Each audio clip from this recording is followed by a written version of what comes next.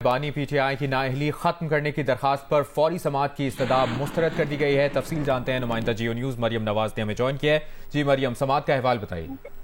जी, supreme court में बानी PTI के तोशाखाना केस में नाअहली और इलेक्शन कमीशन के खिलाफ तौहीन अदालत की दरख्वास्तें मुकर्रर करने के लिए आज पीटीआई के वकला अदालत पहुंचे थे और उन्होंने अदालत से फौरन इस केस की समाअत करने की इस्तदा की थी, लेकिन अदालत ने ये कहकर के सुप्रीम कोर्ट में इस हफ्ते जजेस दस्तयाब नहीं है तो इस केस पर समाअत नहीं हो सकती, ये कहकर इनकी दरख्वास्त फौरी तौर पर मुस्तरद की है और ये कहा है कि अगले हफ्ते जो ये नाअहली से मुतालिक तोशाखाना का केस है इसको मुकर्रर किया जाएगा और 3 रुकनी बेंच या लार्जर बेंच के सामने इस केस को मुकर्रर किया जाएगा। लेकिन जो दूसरा केस है तौहीन अदालत का इलेक्शन कमीशन के खिलाफ पीटीआई की दरख्वास्त है उसको समाअत के लिए मुकर्रर करने का इंदिया दिया है। कायम मुकाम चीफ जस्टिस सरदार तारिक मसूद ने इस केस को अपने पास तलब करके ये कहा है कि शायद इस केस को कल के लिए मुकर्रर किया जाए। पीटीआई के वकला लतीफ खोसा और शहबाज खोसा आज अदालत में पेश हुए थे और उन्होंने कायम मुकाम चीफ जस्टिस से अपने केसेस फौरी तौर पर मुकर्रर करने की इस्तदा की थी और ये कहा था कि बानी पीटीआई को इंतखाबात में हिस्सा लेने के लिए इजाजत देने के लिए जरूरी है कि अदालत जो तोशाखाना केस में उनकी नाअहली है वो मुअत्तल करे और इस पर अदालत से फौरी तौर पर जो है वो इस केस को मुकर्रर करके सुनने की इस्तदा की गई थी, जिसको अदालत ने कबूल नहीं किया। बहुत शुक्रिया आपका मरियम नवाज, आपने इस खबर की तफसील दी। तोशाखाना केस का फैसला उससे मुतालिक जस्टिस सरदार तारिक ने कहा कि सुप्रीम कोर्ट का 2 रुकनी बेंच आपको पूरी रिलीफ नहीं दे सकता। बानी पीटीआई की नाअहली खत्म करने की दरखास्त पर फौरी समाअत की इस्तदा मुस्तरद कर दी। न सिर्फ तोशाखाना केस में बानी तहरीक इंसाफ की नाअहली खत्म करने की दरखास्त के ऊपर ये जो खबर है मरियम नवाज हमसे शेयर कर रही थी, बल्कि एक और दरखास्त जो पाकिस्तान तहरीक इंसाफ ने जमा करवाई है वो है इलेक्शन कमीशन पर तौहीन अदालत केस। उससे मुतल्लिक ये खबर दे रही थी कि इम्कान है कि उसको जल्द समाअत के लिए मुकर्रर किया जाए। जमानत पर रिहाई और नजरबंदी खत्म होने के बावजूद रहनुमा पीटीआई शाह महमूद कुरैशी आज भी रिहा ना हो सके। रावलपिंडी पुलिस ने अब उन्हें 9 मई के मुकदमे में गिरफ्तार कर लिया। जमानत पर रिहाई और नजरबंदी खत्म हो गई पर पीटीआई के रुकन शाह महमूद कुरैशी आज रिहा ना हो सके। रावलपिंडी पुलिस ने रहनुमा पीटीआई शाह महमूद कुरैशी को एक और मुकदमे में गिरफ्तार कर लिया। आपको बताया जा रहा है कि 9 मई से मुतल्लिक ये मुकदमा है। रहनुमा पीटीआई शाह महमूद कुरैशी को अडियाला जेल से रावलपिंडी के थाना आरे बाजार मुंतकिल कर दिया गया है। इस मौके पर उन्होंने जो बात की, उन्होंने कहा कि मेरी दोबारा गिरफ्तारी सियासी इंतकाम है। सुप्रीम कोर्ट के ऑर्डर का मजाक बनाया गया और चेयरमैन पीटीआई बैरिस्टर गौहर खान ने मुतालबा किया है कि शाह महमूद कुरैशी की गिरफ्तारी पर सुप्रीम कोर्ट नोटिस ले। ये भी कहा कि फ्री एंड फेयर इलेक्शन के लिए जरूरी है कि गिरफ्तारियां ना हों। 3 MPO बुनियादी हुकूक की खिलाफ वर्जी है। कुछ कहेंगे शाह साहब? शाह जी का बैग, एक और छोटा बैग है शाह जी का। शाह साहब कुछ कहेंगे? शाह साहब, शाह साहब धक्के क्यों लगा रहे हैं? शाह साहब कुछ कहेंगे? नाइंसाफी, सुप्रीम कोर्ट के ऑर्डर का मजाक किया गया, सुप्रीम कोर्ट ने रिहा किया और ये मुझे दोबारा गिरफ्तार कर रहे हैं झूठे मुकदमे में। मैंने कौम की तर्जुमानी की है, मैं बेगुनाह हूँ।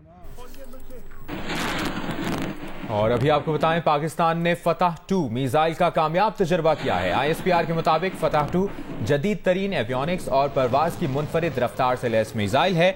फतह 2 में जदीद तरीन नेविगेशन सिस्टम नस्ब है। ये वेपन सिस्टम 400 किलोमीटर की हद तक अहदाफ को निशाना बनाने की सलाहियत रखता है। पाकिस्तान ने फतह 2 मिसाइल का कामयाब तजर्बा किया है। ISPR का बताना है कि फतह 2 जदीद तरीन एवियोनिक्स और परवाज के मुनफरिद रफ्तार से लैस एक मिसाइल है। फतह 2 में जदीद तरीन नेविगेशन सिस्टम नस्ब है। ये वेपन सिस्टम 400 किलोमीटर की हद तक अहदाफ को निशाना बनाने की सलाहियत रखता है।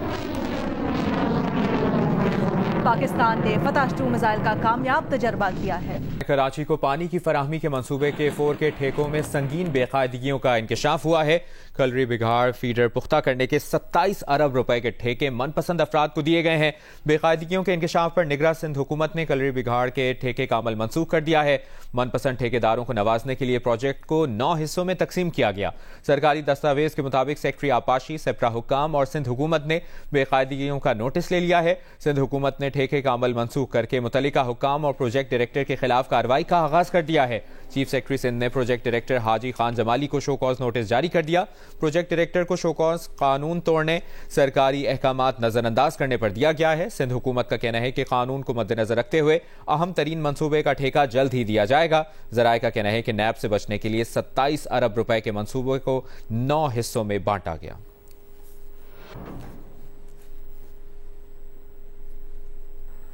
आपको ये भी बताएं कि निगरां वज़ीर क़ानून उमर सोमरो का कहना है कि K4 मंसूबे को 9 हिस्सों में क्यों तकसीम किया, इसकी कोई वजाहत नहीं दी गई। जियो न्यूज़ से बात करते हुए उन्होंने कहा कि प्रोजेक्ट को 9 हिस्सों में तकसीम करने का बुनियादी मकसद इंटरनेशनल बिडर्स और बड़े पाकिस्तानी बिडर्स को मंसूबे से दूर रखना था। ये गुफ्तगू की है जियो न्यूज़ से निगरां वज़ीर क़ानून सिंध उमर सोमरो ने। 9 हिस्सों में क्यों तकसीम किया गया, इसकी कोई रिटन जस्टिफिकेशन नहीं दी गई। जो कानून आयद करता है कि कोई भी कॉन्ट्रैक्ट इस पैमाने का अगर आप उसको तकसीम करेंगे उसकी जस्टिफिकेशन होनी चाहिए। उसका बुनियादी मकसद ये था कि इंटरनेशनल कंपेटिटिव बिडर्स और जो पाकिस्तानी बिडर्स हो सकते हैं जो बड़े पैमाने पे काम करते हैं उनको बाहर रखा जाए। 19 अगस्त को जब मैंने इनको कहा कि स्टॉप ऑल टेंडरिंग, उसके बावजूद 20 तारीख को एक अनडेटेड बिड इवैल्यूएशन रिपोर्ट बनाई गई। जमाली साहब इरिगेशन के प्रोजेक्ट डायरेक्टर, उन्होंने एक तारीख नहीं लिखी, जानबूझकर बिड इवैल्यूएशन उन्होंने अवार्ड कर दिया एक कंपनी को। इसके बावजूद इसके कि हमने इनको कहा था कि आप इसकी टेंडरिंग रोकें। अभी फिलहाल जो स्टेटस है सारी बिड्स रोक दी गई हैं।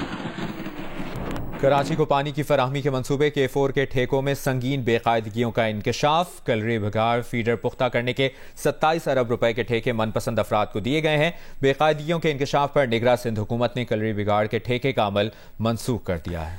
मनपसंद ठेकेदारों को नवाजने के लिए प्रोजेक्ट को 9 हिस्सों में तकसीम किया गया। सरकारी दस्तावेज के मुताबिक सेक्रेटरी आबपाशी और सुपरा हुकाम और सिंध हुकूमत ने बेकायदगियों का नोटिस ले लिया है। ब्रेकिंग न्यूज़ ये कि इलेक्शन कमीशन ऑफ पाकिस्तान ने इंतखाबी फहरिस्तों को इलेक्शन कमीशन की वेबसाइट पर शाये न करने की खबर को गलत करार दिया है। इस बारे में मजीद तफसीलात जानते हैं अपनी नुमाइंदा नौशीन यूसुफ से। नौशीन, बताइएगा।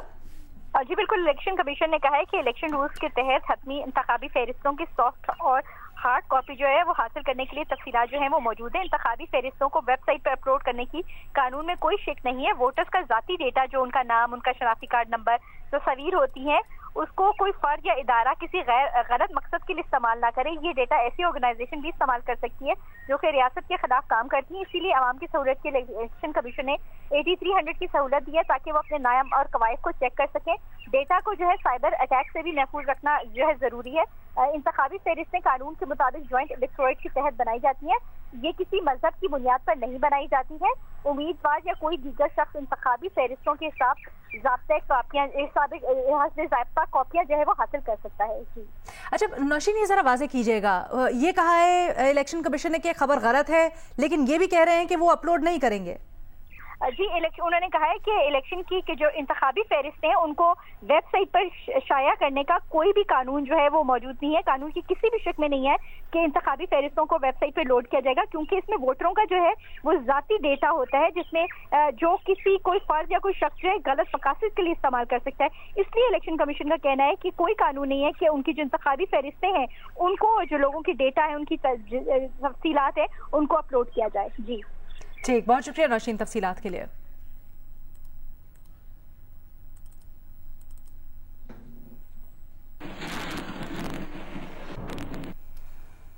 मोहतरमा बेनज़ीर भुट्टो की 16वीं बरसी में शिरकत के लिए लाड़काना आए कारकुनान इस वक्त गढ़ी खुदाबख्श रैलियों की सूरत में जा रहे हैं। पुरजोश कारकुनान ट्रैक्टर ट्रॉलियों समेत बसों की छतों पर पार्टी के परचम थामे मज़ार पर हाजिरी देंगे और कायदीन का खिताब सुनेंगे। मज़ीद तफसीलात जानते हैं लाड़काना शहर से अपने नुमाइंदे अब्दुल रज़ाक मेमन से। जी अब्दुल रज़ाक। जी बिल्कुल, इस वक्त मैं मौजूद हूँ लाड़काना शहर में, जहां आप देख सकते हैं कि शहीद मोहतरमा बेनज़ीर भुट्टो की 16वीं बरसी में शिरकत करने के लिए इस वक्त बड़ी तादाद में जो जियाले हैं वो ट्रैक्टर ट्रॉलों में, कारों में, बसों की छतों पर, सुजुकी गाड़ी और मोटरसाइकिलों पर सवार होकर गढ़ी खुदाबख्श मज़ार में जा रहे हैं। इस वक्त भी आप देख सकते हैं कि यहाँ पर भी पीपल्स पार्टी के बड़े जियाले मौजूद हैं। हम उनसे बात करते हैं। हर चौक पे, हर बहरी पे, हर लाड़काने के चौक पे गढ़ी खुदाबख्श जाने के लिए हमारा बदसूर और बहुत हमारा जो है बदसूर है। मज़ार पर जाकर क्या महसूस होता है? मज़ार पर जाकर हमें खुशी महसूस होती है। ये शहीद रानी शहीद है, शहीद जो होते हैं वो जिंदा है। हमें फख्र है, वो हमारे शोधा है और वो हमारे साथ है। मुस्लिम लीग नून की चीफ ऑर्गेनाइजर मरियम नवाज शरीफ के कागजात पर हल्का PP 80 में रिटर्निंग ऑफिसर के पास एतराज़ात दाखिल कर दिए गए हैं। 2 मुकामी वकला अली हसन शाह और महर ताहिर की तरफ से दायर करदा एतराज़ात में मौक़िफ़ अपनाया गया है कि कागजात नामजदगी में मरियम नवाज के असल दस्तखत नहीं है। मरियम नवाज सज़ा याफ्ता है और उन्होंने अपने असासे भी कागजात नामजदगी में छुपाए हैं। मरियम नवाज शरीफ के कागजात मुस्तरद किए जाएं। PP 80 की खातून रिटर्निंग ऑफिसर अनम बाबर एतराजात की दरखास्त पर समाअत करेंगी।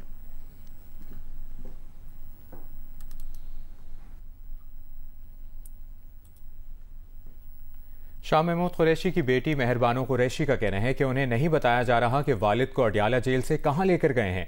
उन्हें रिमांड के लिए पेश किया जाएगा या नहीं। टीवी से मालूम हुआ कि उन पर एक और FIR काट दी गई है।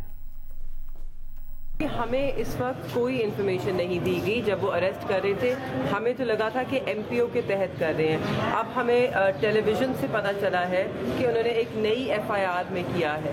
तो हमें तो उन्होंने कुछ बताया नहीं। ये नहीं बताया कि किस केस में अरेस्ट करें, ये नहीं बताया कहाँ लेके जा रहे हैं, ये नहीं बताया अब आज रात को उन्हें रिमांड के लिए प्रेजेंट करेंगे, उन्हें अडियाला लेके जाएंगे, उन्हें किसी और जगह लेके जाएंगे। हमें इस वक्त कुछ मालूम नहीं है। और जिस अंदाज में और जिस तरीके से मेरे वालिद को गिरफ्तार किया गया, ना उनकी उम्र का लिहाज किया, ना उनके रुतबे का लिहाज किया। वो पाकिस्तान तहरीक इंसाफ के वाइस चेयरमैन हैं, वो पाकिस्तान के 2 मरतबा वज़ीर ख़ारजा रह चुके हैं। वो एक बहुत बड़ी जो सूफ़ी सिलसिला है उसके गद्दी नशीन हैं और बरे सगीर की सबसे बड़ी जमात है गौसिया जमात, जिसके वो सजादा नशीन है। तो इन्होंने तो किसी एक चीज़ की इन्होंने इज्जत नहीं की। बानी तहरीक इंसाफ और फवाद चौधरी पर फर्द जुर्म आयद ना हो सकी। अडियाला जेल के बाहर मीडिया से गुफ्तगू में फवाद चौधरी के वकील फैसल चौधरी ने बताया कि तौहीन इलेक्शन कमीशन केस की समाअत 3 जनवरी तक मुलतवी कर दी गई है। उन्होंने अदालत में कहा कि केस का रिकॉर्ड और ऑर्डर शीट मौजूद नहीं है। फवाद चौधरी के तजवीज़ कुनिंदा और तायद कुनिंदा को धमकाया जा रहा है। स्क्रूटनी के अमल में भी मुश्किलात का सामना है। फैसल चौधरी ने बताया कि उन्होंने तौहीन इलेक्शन कमीशन के ओपन ट्रायल का भी मुतालबा किया है। अब इलेक्शन कमीशन जाकर अपनी मारूजात पेश करेंगे। फैसल चौधरी के मुताबिक फवाद चौधरी के जहलुम के 2 हल्कों से कागजात नामजदगी जमा कराए गए हैं।